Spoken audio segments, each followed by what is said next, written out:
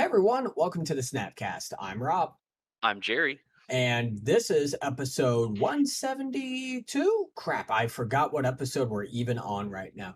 Well, we're in the 170s, so that's good. And today we're going to be talking about Lord of the Rings, Tales of Middle Earth. It is pre-release weekend, and everybody's buying collector booster boxes. That's the only way to put it, right? Like everyone is searching for that mythical one of one ring, currently standing at a 2 million euro bounty and a free trip to Spain. But before we get into all of this, as always, Jerry, how have you been? What have you been up to? I'm good.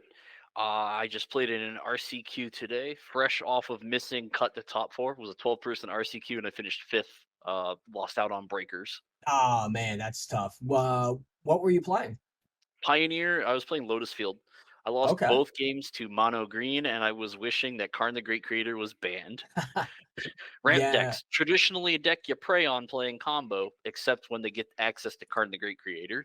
yeah, that is true. I mean, being able to open up your sideboard and pretty much having up to like 13 to 15 additional cards at your disposal really makes it difficult for you when it comes to playing these formats. Right. No, my two losses, they were all in game three, so I played them hard, I played them fast. I wasn't loose, making no misplays. Uh, the matchups the matches I did win, each one of them I turned three'd. Like I did the thing.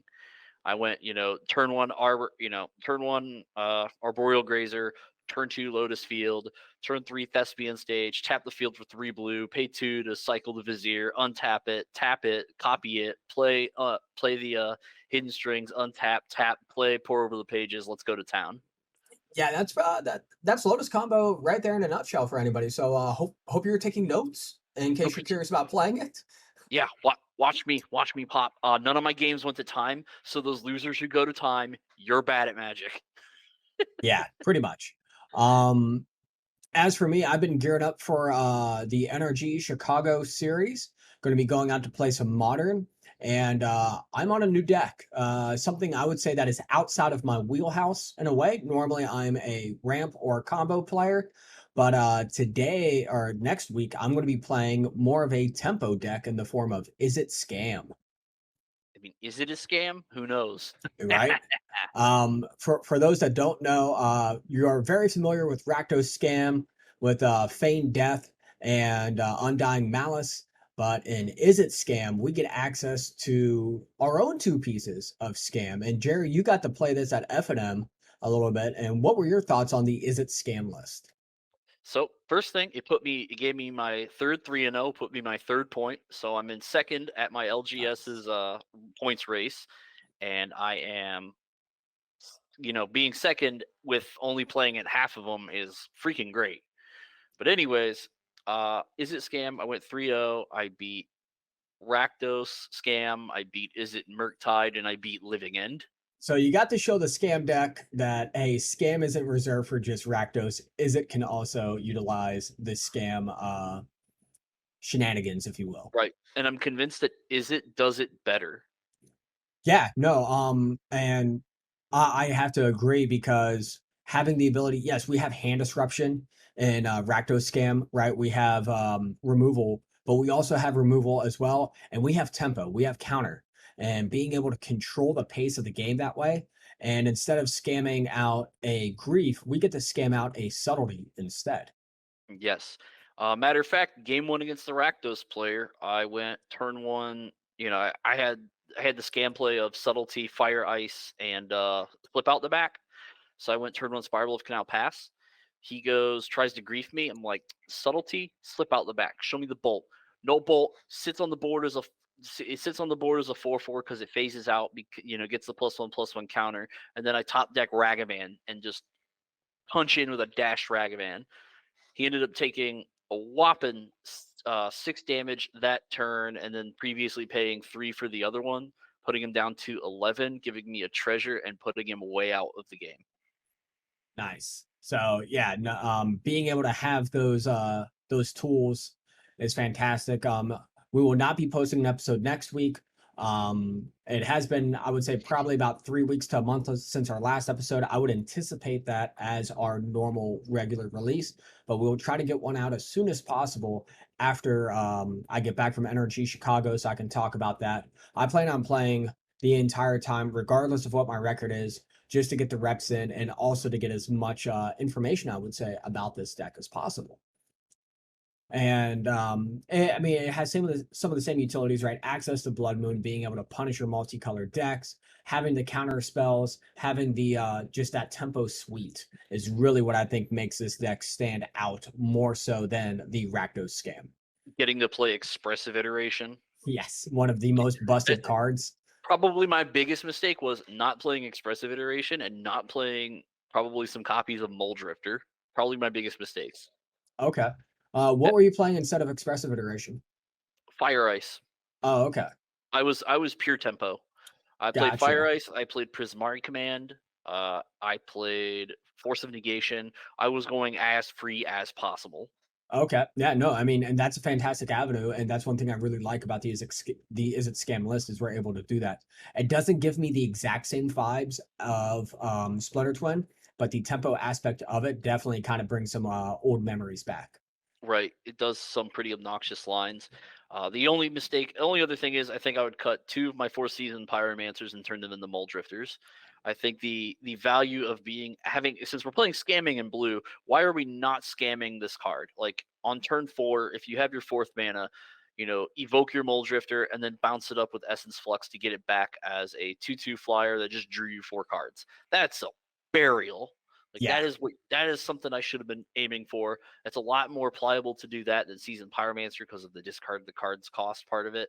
Yep. So that take that one. Play two Mole Drifters. Okay. All right. I'll definitely keep that in mind because yeah, I've been talking with Sean a little bit about tuning the deck a little bit better because it is still very new. In fact, it is so new. I think for the longest time, there was only one video on YouTube that actually showed any play of it. And I think there's maybe been one, maybe two others that have popped up showcasing this deck. So if you have not seen it, definitely take a look, see what this deck has. If you're going to a major event, I would say be ready for it because it is starting to pick up steam. There ain't nothing to be ready about. It's gonna kill you if it does its thing. I did that to the Is It player, the Is It Murktide player. I went, we were going into game 3, and I lost game 2, and my opening hand was Fury slip out the back red card. I went turn 1 4/4 double striker. Deal with it. He could not. Yeah.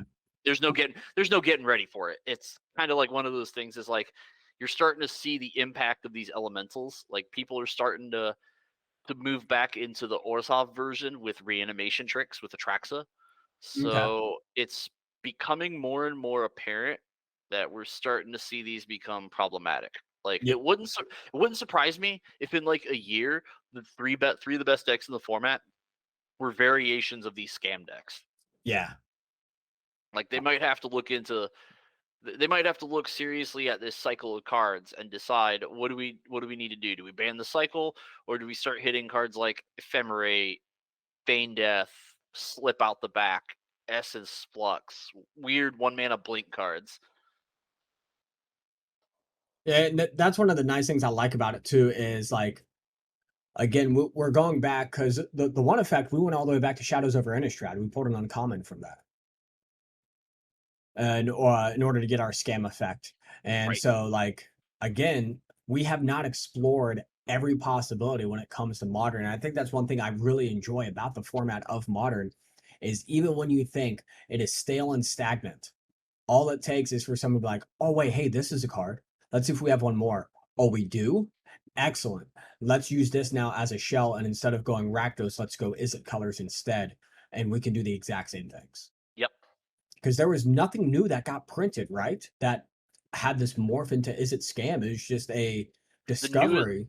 the newest card is Slip Out the Back from Streets of New Capenna, and that's Yeah. Capenna's been about out for what, a year now, so Uh, it took a little time to catch it, but that's it. Like Essence Flux is a real throwback, though. That is, like you said, an uncommon from Shadows. yeah.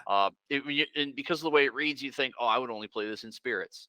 No, it's a 1 mana blink. Like, Yep. oh, we can just do this thing. I can pay 1 mana, blink my Mole Drifter that's been evoked, and just draw fresh grip. Or Yep. I can blink my Fury and repeat the effect if I need it. Yeah. Like, oh man. Yeah, it's a cool primeval titan you got there, but I just did 6 damage to it, man. Sorry. Yeah, Thing's just did. dead. I just killed your Titan. Deal with it. Yep. All right, but today though, like I said, we're going to be talking about some of the cards that we enjoy out of the Tales of Middle Earth set that just had pre-release weekend. Because for those that aren't aware, this is a modern set, if you will. Um, the bottom foiling is different, and this is the key for those that are kind of new to Magic that are watching. Okay, the foiling, the little foil emblem on the bottom is a upside down triangle. Okay, that means it is not standard legal. So this will not be that. This is not a standard set, right? This isn't like Modern Horizons. Modern Horizons still had the oval one, I want to say, Right. but they're using this upside down triangle as a new symbol to be like, hey, this isn't going to be for standard. And they did say that this was going to be going into modern and then all other eternal formats. So modern, commander, legacy, vintage, popper, all of that stuff. You'll be able to play these cards. Yes. This is effectively what I like to think is a fixed Modern Horizons 3. Yes, Best way I could think of it. Not to take away from your analogy of the bottom symbols, the tags, because right. that's correct. No, that's 100% correct. The triangle tags going forward, not for standard, not for pioneer. It's for Yep. everything else. Yeah, and the first card we're going to talk about here is Boromir, Warden of the Tower. Yep. So Boromir, Warden of the Tower is a 3 mana human soldier, 2 and a white legendary creature. Where I see this coming in when it comes to modern is the humans deck, right? Humans has picked up, I would say, 2 very strong pieces now in the past 2 sets. I can't. I think Virgil was the first one, which gives humans ward, and now we have the ability to just have a counter effect for your cascade decks. So your crashing footfalls, your glimpse of tomorrows, your living ends, it's just going to get hard countered now because of the ability on this. So having Vial ticked up to 3 and slamming this on the field with that 0 mana spell on the on the stack, you're going to counter it. And then it So, also go ahead. oh, I'm sorry. Continue. And then another thing that I really like about it too is we also have the ability to protect our creatures with its sacrifice outlet, right? We can sacrifice Boromir, and all creatures we control gain indestructible, and the ring tempts you. And we're going to get Yes. into the ring here in a little bit. And more to it. You're talking about more the old school multicolor humans, right? That is correct. Okay, I made a misfire when I said that. I wasn't talking about that deck. However, you're right, so I'm not gonna take that away from you. You're Okay. you're correct. Technically correct. The best type of correct. But anyways, I was thinking of like the actual humans deck that sees play online right now, the mono white Shining Shoal Chancellor of the Annex humans. We're gonna play as many free cards as we can, and then play a couple of cheap white humans and get there. Boromir being the top end of the curve of that deck alongside Adeline Resplendent. Also, getting the ability to tempt the ring on legendary creatures has become a very important theme of this set. So, if you can find a card that matters in that deck, there's a lot of legendary creatures in white humans in modern. So, Yes. this card is probably it tops out at it's the best top end of that deck alongside Adeline for your given matchups. Adeline isn't going to do anything against your Cascade piles, but Boromir is going to shut them off. Yep. Uh, Our, three tough three toughness is also important because it gets around Bone Crusher Giant and Dead Gone. yep. All right. Next card we want to talk about here, Jerry. You're very excited for this one. I'm not really excited for it. I just kind of accept that this is probably going into every copy of Hammer Time. We're talking about Forge Anew, correct? Um, I was talking about oh yes, Forge Anew is next. Okay. I had Reprieve pulled up here. I'm sorry. Okay, no, So I'm going straight down the mono white list yep. first. Yeah, no, I completely skipped Forge Anew. Don't mind us over here. We're still getting used to the whole pulling up cards, but yes, Forge Anew. Here we go. Let's get this up. It is an absolutely beautiful card here. Beautiful, And beautiful art, boom. beautiful Yes. card. But boy, this you couldn't have printed a card specifically meant for Hammer Time any harder if you tried. Right? It's like, oh man, you blew up my Colossus hammer. Cool. Let me get it back. Let me return it from return the equipment from the graveyard to the battlefield and trigger my Sigarda's Aid and Jimmy Jam it. On top of that, the first as long as it's your turn, you may activate equip abilities anytime you cast an instant. So you could have like a hammer that fell off and play this and then go into combat and swing. And now you know that the third line of text on this, paying 0 to equip it to anything you want after blocks. Wow. Yep. This is the like I'm not saying this is the second coming of Luris, but this is a 9 out of 10. Like Luris being the 10 out of 10. Yeah, this is absolutely fantastic. Now, how many copies do you think we're going to see though in the Hammer Time decks? With it being at three, you think it's going to be four of, two of? What are you looking at? Two. Two? I Yeah, think this is four. I think this is copies 5 and 6 of your Pure Steel Paladin. yeah. No, absolutely. This is just fantastic. Gives us everything we want when it comes as a Hammer Time player, right? Being Yes. able to get it out of the yard, equip at instant speed, and make that first equip cost 0 mana. Everything we want. And just like you said, right? Oh, okay. Blockers, where is it more advantageous for me to slap this hammer on now? It's just Right. nuts. Or you can Thor's hammer and pass between creatures. Like, Yeah. wow. Yeah. Like you couldn't have been more obvious if you tried. Yep. Because for those that are new to the Hammer Time deck and when it comes to equipment, yes, you may do that mid combat with this card. Like you get access to magnetic theft without actually playing that bad card and stay in mono white. All right. Let's do it. All right. So next up now I can bring up Reprieve. Power creep, power creep, Yep. power creep. So obviously this is a name, a name pun based on remand, the blue and one counter spell. Remand was counter target spell, return it to its owner's hand, then draw a card. This is just return target spell to its owner's hand, then draw a card. It's conditionally better in every way than Remand because it plays around anti counter magic. It beats Veil of Summer, it beats Cavernous Souls, it does the thing you want it to do. Yep. And being able to get the card draw from it too, I think that definitely helps it with its 2 mana cost. And for you white players out there who enjoy your white counter spells, because this is just going into that same tool, Mana Tide, and now being able to also reprieve. And the card just jumped down. I'm sorry about that. Mythic spoilers being mythic spoiler here. There we go. It is absolutely fantastic. But if Splinter Twin ever comes back in the format, Remand, you have been replaced. Yeah, you think Splinter Twin would go 3 color at this point? It would play Teferi Time Raveler, yeah. Okay. You I play. mean, I mean, if you're already playing Teferi Time Raveler, you get Reprieve. that is true. Because yeah, since then, like you said, we have gained some protection spells that prevent countering and items like that, but nothing says you can't just bounce it to the hand. Or the real case though is this is probably going into the sideboard of the mono white Shining Shoal deck Okay. as a just a clean answer to Living End Yeah. or Rhinos for 2 mana. Like they're citing out Force of Negations. So this is pretty much a nice little, hey, you're not playing Force of Negation against mono creatures. Gotcha. Right. It's a nice get 'em on game 2. Oh yes. All right. So that was reprieve. Next up, we have our first of the hobbits, if you will. Let's wait for it to do what it does here. Perfect. All right. First hobbit we have up here, Samwise the Stout-Hearted. Hey. So this guy is going to be insane with any evoke elemental from Modern Horizons 2. Like this is a great thing to do. So when he enters the battlefield, choose up to one target permanent card in your graveyard that was put from the battlefield this turn, return it to your hand, then the ring tempts you.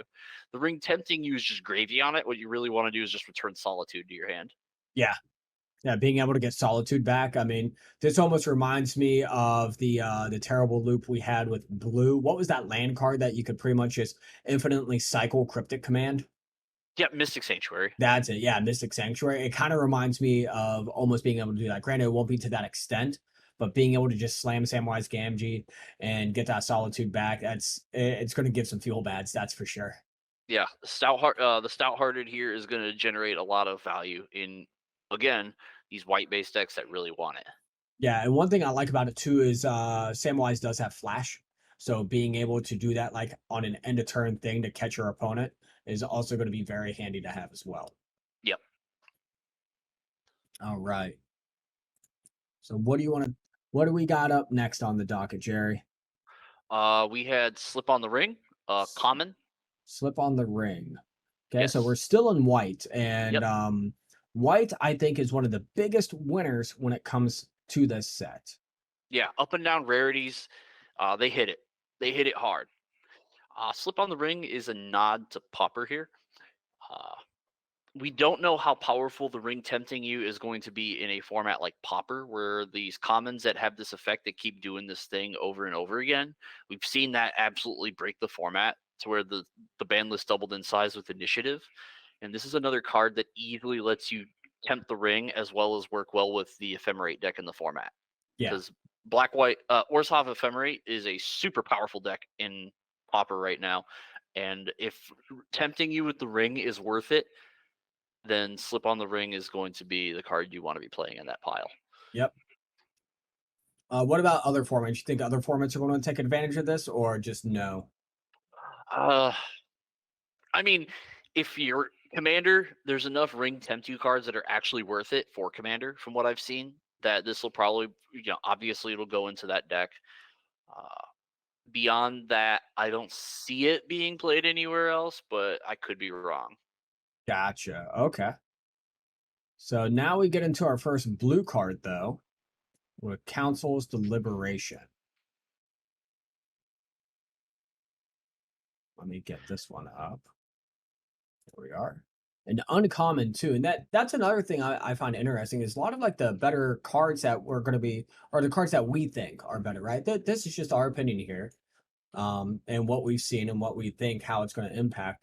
But like a lot of these cards really aren't. Oh, geez, even the image on Mythic Spoiler isn't that great for this card. So sorry about the clarity issues here. But it's a lot of uncommons and commons I think Yeah, that really stand out. that's a sign of a good set right there. If your power is splayed across the different rarities and not just all top heavy. Like I think we only have like one mythic we actually care about for constructed. Gotcha. All right. So Council's Deliberation. Where do you see this being good? So this is a me preparing for an expressive iteration ban. That's just gotta happen, right? Like it's been banned out of every format it's ever been legal in. Still somehow legal in modern, and it's literally played in the two most played decks in the format. Yeah. Council's Deliberation is a replacement for that. Uh, Instant speed 2 mana draw card isn't very enticing, but whenever you scry, if you control an island, you may exile it from your graveyard, and if you do, draw a card. So this makes copies of Consider a lot more powerful. Yep. And then if you have multiple copies of this in your graveyard already and you get like that late game consider, then each one of them is going to trigger, correct? Yes, you're going to turn your Consider into an Ancestral Recall. Yeah. It's like you're just going to be drawing a whole bunch of cards at that point. So this is more of a holdover, like for the expressive iteration ban. Okay. So Th- this is an anticipatory. Right now, keep playing your expressive iterations, but Yeah, if it does catch the play the better ban, card. Yeah, yeah, but if gotcha. it catches a ban, this is going to probably slot right in there. Yep. And then I would say a counter spell that has been getting a lot of attention here. Um, in the form of Stern Scolding. And I do love the art on this card just because it is just Gandalf given the business right here. And but so Stern Scolding is 1 mana counter spell that counters target creature spell with power or toughness of 2 or less. Yes. And this is fantastic. I would say in modern, it hits a lot of main creatures, right, that we do have concerns of.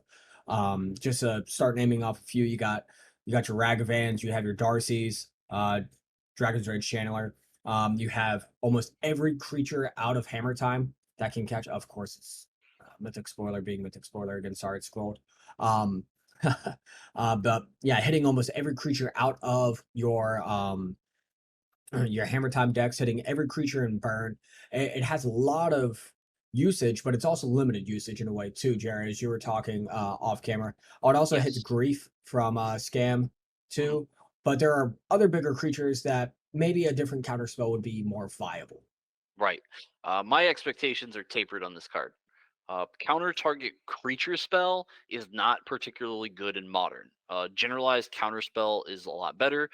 Counter non creature spell is a lot better because every deck in modern, for the most part, plays non creatures. Even the decks, even the humans deck, being able to spell pierce an Aether Vial has some value to it. Yeah, Obviously, you're still going to side that out. But in the case of Stern Scolding, there's a lot of decks that this card just misses. Like it does absolutely nothing against Indomitable Creativity. It does absolutely nothing against Living End. It almost does absolutely nothing uh against Crashing Footfalls. Yeah, I can counter Brazen Borrower, but after I petty thefted you, so I got the value out of it anyways. I still got 2 cards for my one. So my expectations are tapered. I think this is a minor misstep. okay, It probably see some sideboard play. The decks that want it. Is it Murktide would definitely want this, especially on the like being on the play. If you don't have Ragavan, having this out of the sideboard is like an answer to opposing Ragavans, Darcy's, and Ledger Shredders. yeah, Fine, great. You're getting big value. 1 for 1 is fine. 1 mana spell beating 2 mana spells is great. It's it does have its hits, uh, like hitting, going into the 3 mana range of creatures. Like, yeah, hitting Seasoned Pyromancer is fine, but they pay 5 and buy it back anyways to get 2 dudes out of it, so it's not as good there. Misses Omnath completely, misses Fury completely, misses Endurance. So my expectations are tapered. gotcha. Okay, so yeah, this is one that is definitely going to be interesting to see where it lands.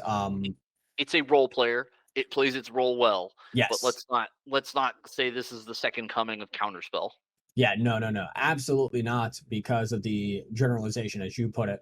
But yeah, it is definitely one to be mindful of. The next one we're going to be talking about here is already making waves in eternal formats here.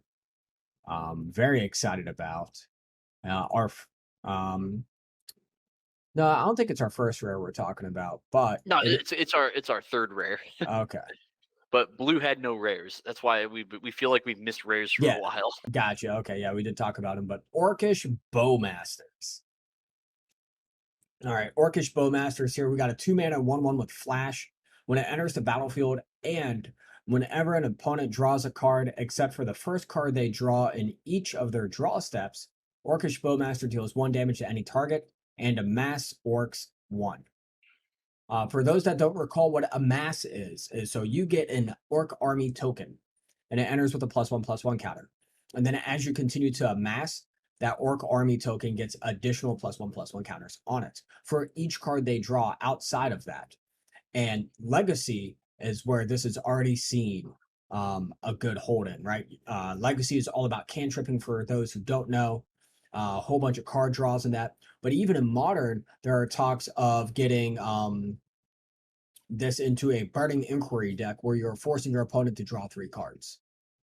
The return of Hollow One comes on the back of And Orcish Bowmasters. yeah, and then, right, for those who remember way back when Faithless Looting was still legal and we had Hollow One decks running around, this could be a gateway to blow off the dust on your Hollow Ones, sleeve them up, put them next to Orcish Bowmaster, and beat face with some free 4/4s.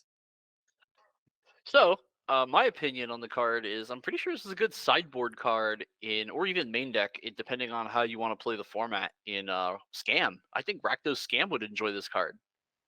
This is absolutely punishing in the mirror. Because Fable the Mirror Breaker, like, oh, you're gonna do this thing and draw some extra cards, or Season Pyromancer, draw some extra cards. Yeah, Yeah. buddy, I'm gonna beat the mirror with this, or I'm gonna beat the bad blue-white control deck, or I'm gonna sit here and try to punish the red-blue Murktide deck. There's this card has applications outside of just Hollow One cheese. Like I'm gonna be real, I think this is a fine card. Good, another role player.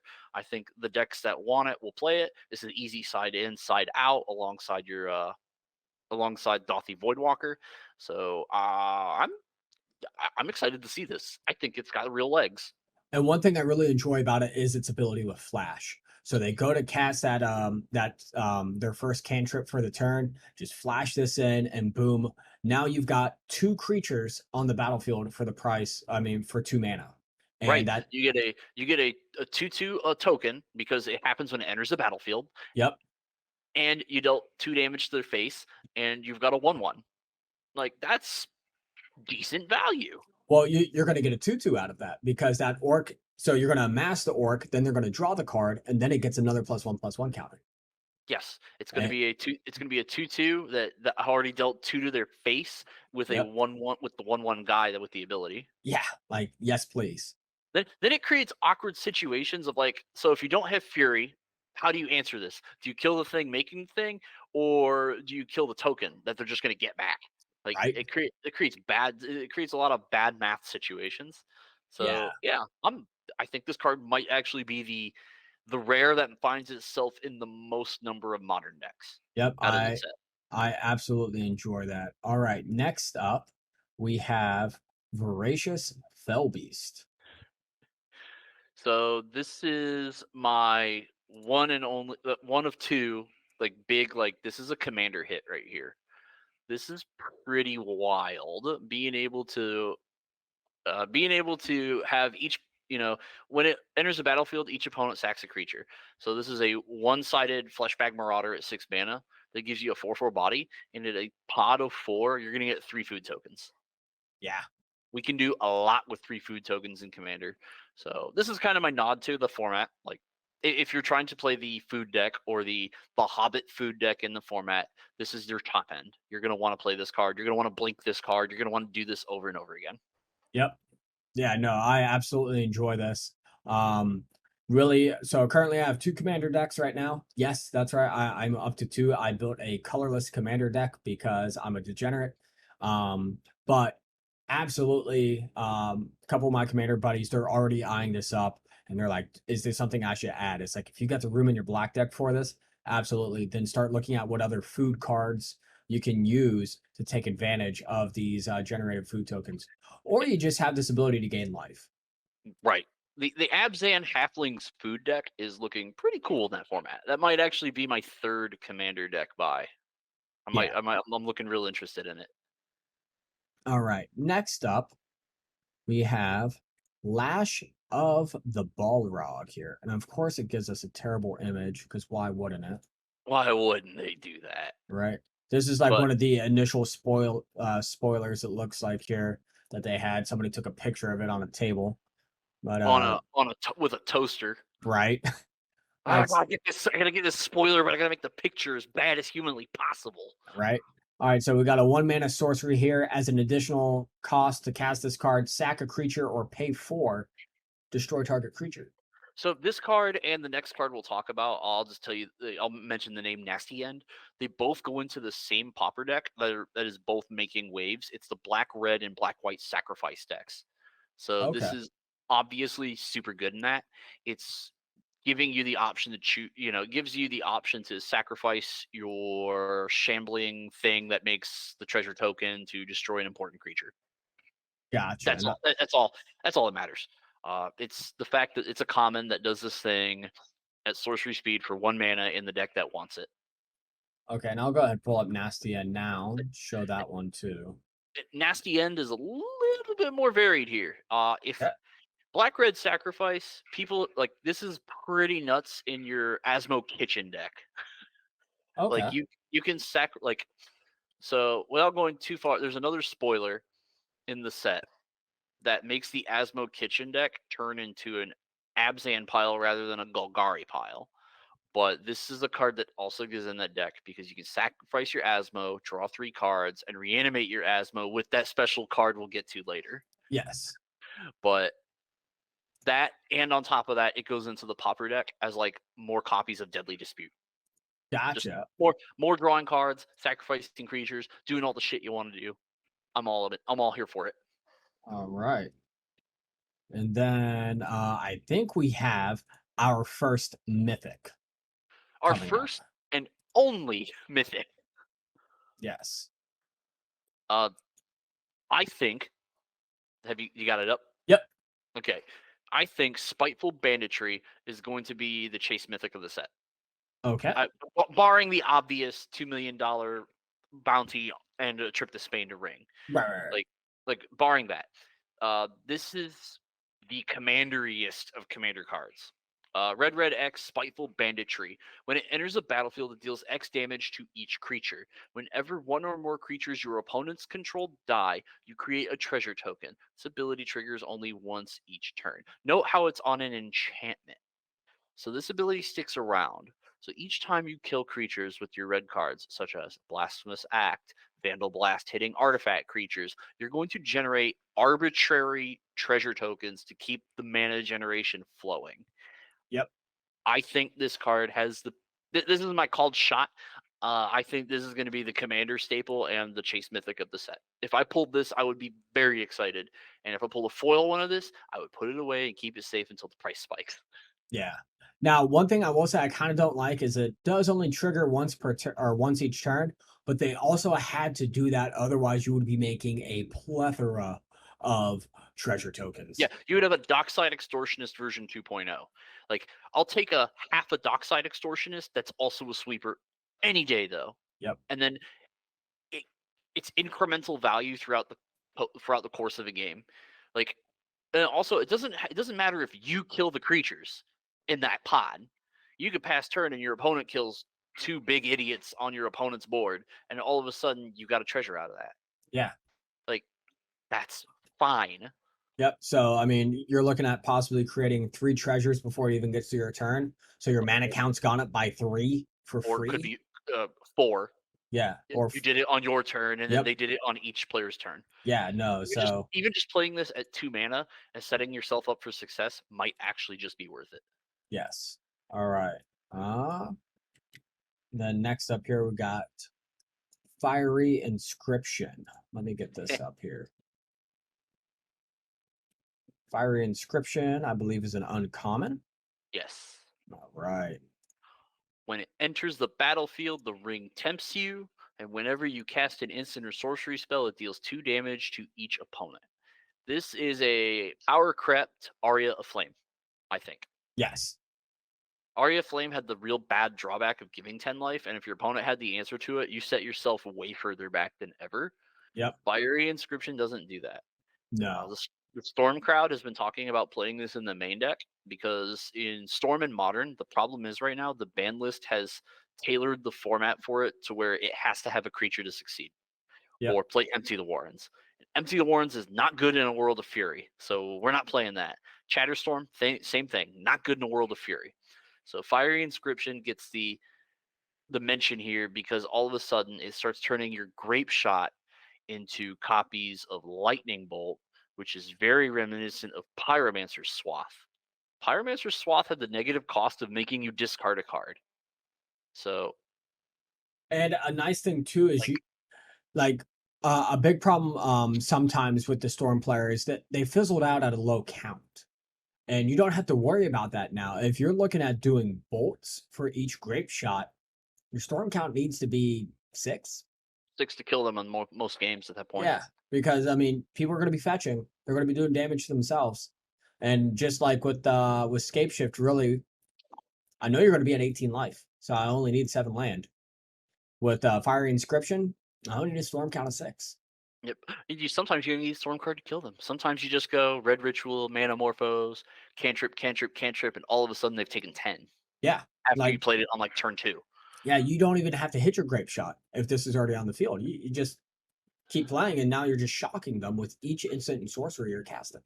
So this card solves 2 problems in one for the Storm deck. It's a Pyromancer Swath that doesn't make you discard cards, which is huge, and it doesn't require, and it's a non-creature playable in the main deck, which is also huge because the deck was pigeonholed into being creature reliant. Now Yes. now Storm is not creature reliant with this card. So I think we can start talking about getting Goblin Electromancer out of the deck and start playing Fiery Inscription. Oh man, I cannot wait to dust that one off because I've had Storm sitting for so long, and I want to get it out there. I think it's worth exploring.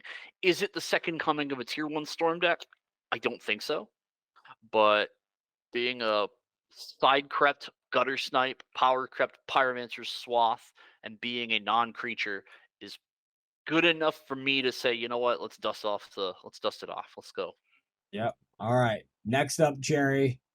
I know you're excited to talk about. We got two cards we're going to be talking about for the same deck on this one. And we got ourselves Oliphant. Oh boy, Elephant. My boy. 5 in a red for an elephant. That's a 6/4 with trample. Whenever it attacks, another target creature you control gets 2/0 and gains trample until end of turn. Mountain Cycling 1. Who's ever casting this? Nobody. No. This is a living end card through and through. Yep. So we're going to be mountain cycling this to guarantee that we hit our land drops. Yeah. And we'll, It's been the biggest issue with Living End is I lose a lot of games or I just never hit the third land. This solves that problem. So I foresee Living End playing one copy of this, two copies of this, some number of this card, not a full play set because I think that's greedy. You don't want to be just drawing only lands, but only lands. onlylands.com. Oh man, That's the name of the episode right there. Onlylands.com. onlylands.com. I enjoy that. It's going to be so confusing until they get to the 40-minute mark. All right, but not to hold you up on too much more with this card. It also goes into the Pauper Reanimator deck because it self discards while perpetuating the ability to grab your a land source to cast your copies of Exhume. Yeah, and being able to give your other big creatures the ability to have trample and a +2/+0 is always a wonderful thing. Right, All and right, so go ahead and throw up its buddy right next to it, oh Generous End. yes, good old generous ends. All right, so So let's get that one up for y'all. yep. So Generous Ent, green and 5 with reach. It's a 5/7.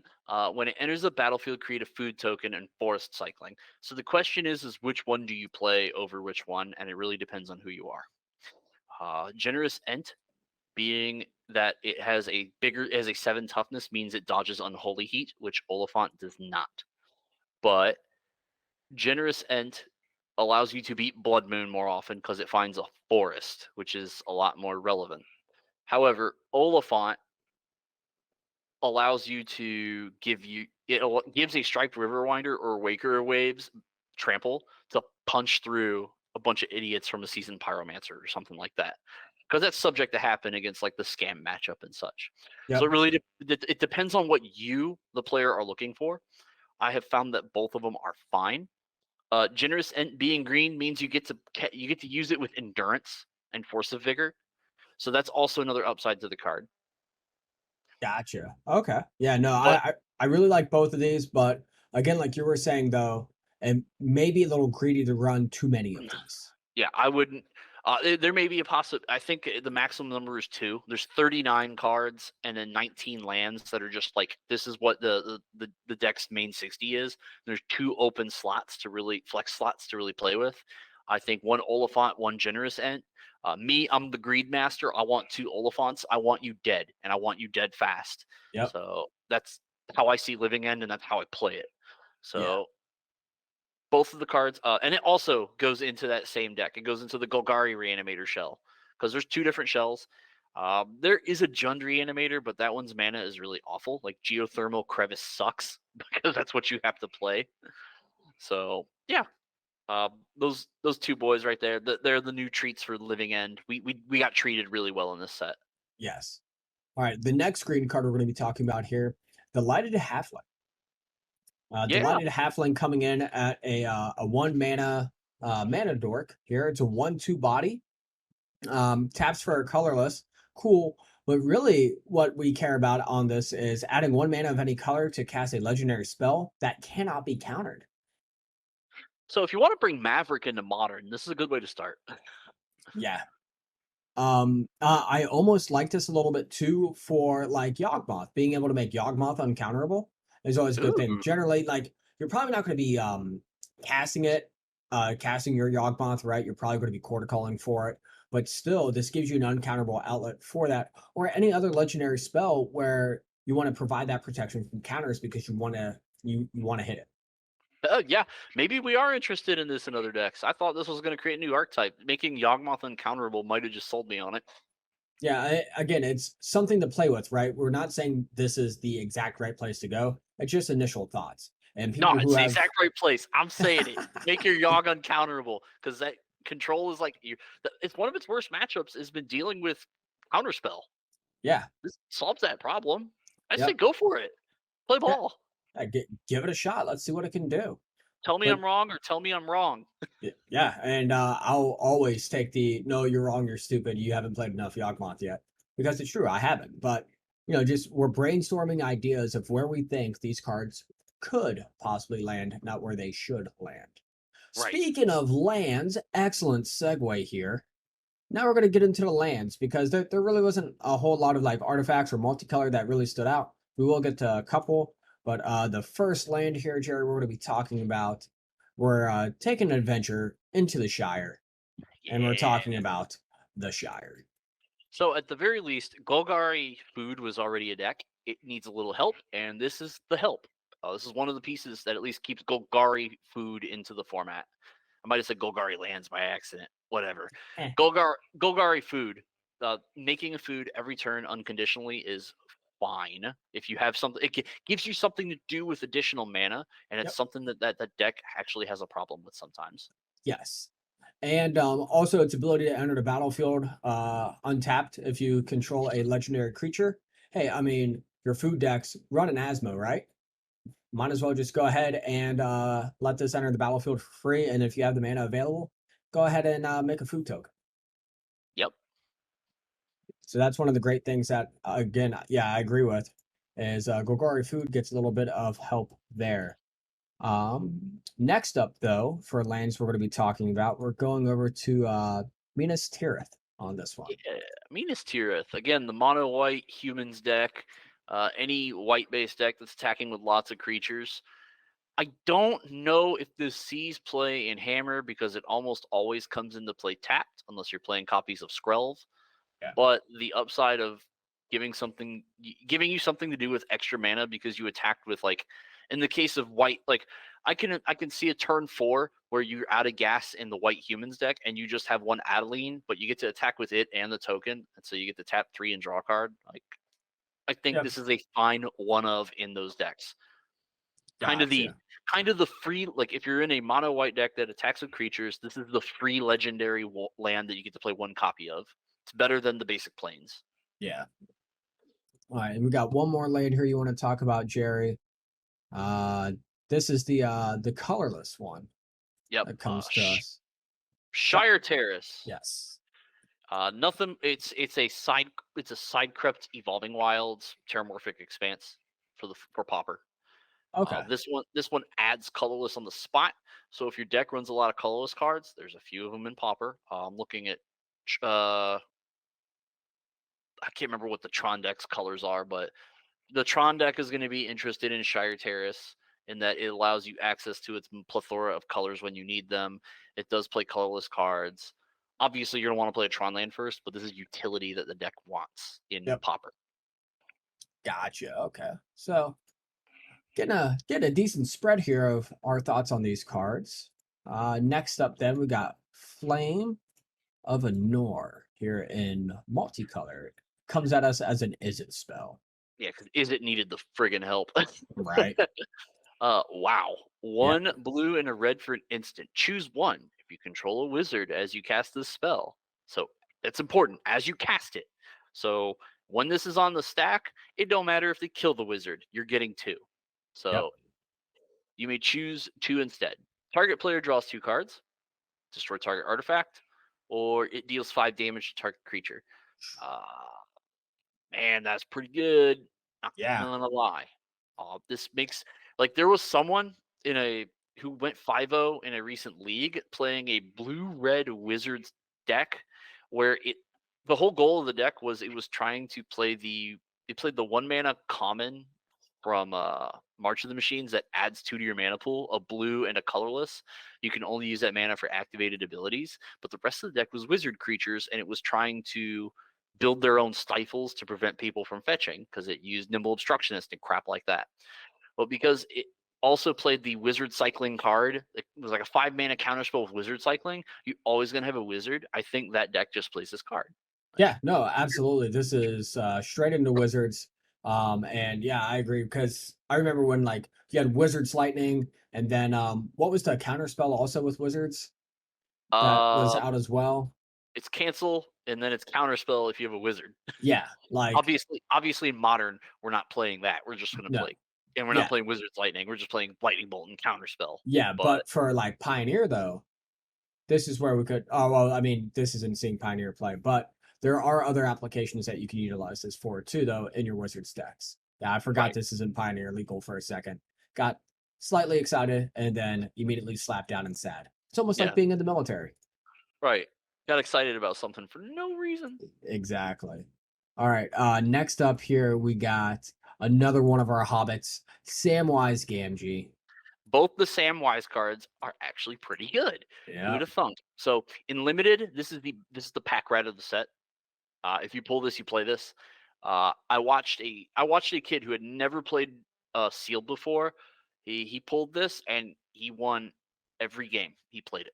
It Nice. is that brutal of a card. Being able to sacrifice 3 foods to buy back a permanent is brutal, and that also leads me into Abzan food as being a deck in modern now. Uh, Okay. this alongside your Asmo allows you to do additional things with food tokens if you're not killing things, because there are some decks where killing things is just not something you do. Yeah. But you're making all this food. What the hell am I going to do with it? Oh, I'm going to use it for value to bring back all these things. So say you have like 6 food tokens over the course of like 2 turns because you have these oval chase daredevils and your opponent's killed all your things. You get to play a Samwise and there's no limit to the number of times you activate the ability. Yeah. So you get to just buy back. Oh, I'm gonna buy back Asmo. I'm gonna buy back Brag and Whack Cremator because it's cards played in Asmo decks right now. So it's that option is there. I think that it is very possible that some type of 4 color or Abzan food deck is in the works here. Yeah, and it helps too that we have all those fetchable tri lands now too to fix that mana and get us into the colors we need to be able to slam Gamwise. Samwise, yeah, Gamwise Samg. There we Gamwise go. Samji, slam them. Let's go. Yep. All right, and then last up here, Jerry, you wanted this one for the memes. Um, so this is for those who have seen the movies, who can kind of quote it a little bit, and who, who read the books, you've yeah, seen the movies, and we know that Shadowfax, Lord of Horses, 3 red and white. Legendary horse, horses you control have haste. Whenever Shadowfax, Lord of Horses attacks, you may put a creature card with lesser power from your hand onto the battlefield tapped and attacking. So, Gandalf says specifically in one of these in the first movie, Shadowfax, show them the meaning of haste. For some reason, in an expansion non-standard format, we have an uncommon that's showing us the meaning of haste. yes. Do you actually think this card is going to see any kind of play? Commander. Okay, It's actually it's a horse lord that gives it's the first horse legendary of multiple colors. gotcha. So I could see a someone's gonna try to do horses in Commander. But outside of any real play, nah, brah. Yeah, no, like 5 mana for a 4/4 with haste, and other horses get haste. I really haven't seen too many horses get played in eternal formats, If but this if this were a common popper, I would be gotcha. I would be interested in reanimating it alongside various common horses from previous eras of Magic. That would be entertaining to me. Okay. Well, those were the cards that we enjoyed and think could stand out. I would love to hear what you all have to think. What cards do you think people are going to be sleeping on? What cards do you think are going to be good in other decks when it comes to Modern Legacy? And that, if any, right? Because you never know with the new set. There's always a speculation this could be good. And as a lot of us have seen on paper, it might seem fine, but then in practicality, it's really just not that good and you shouldn't have done it. Be sure to stay tuned for the rest of our episodes. We have started our open series documentary, if you will, where we talk about the rise and fall of Star City Games open series. Episode 1 is posted, and we'll be getting episodes 2 and 3 of that series also out as we talk about the growth and downfall of a wonderful series that sadly is no longer with us. Be sure to check us out on all podcasting outlets as well as all social medias. Just look up at Team Snapcast or the Snapcast and look for that beautiful trademark P. There it is, and you'll be able to listen in on all of our wonderful content. And also be sure to check out our sponsors, Deep Dive Games, down in Southeast Georgia. It is the premier magic shop to go to, as well as for tabletop miniatures, RPGs, and any of your other gaming needs. But that's going to do it for us today. You all have a fantastic evening, and hope to see some of you all in Chicago. Oh, snap.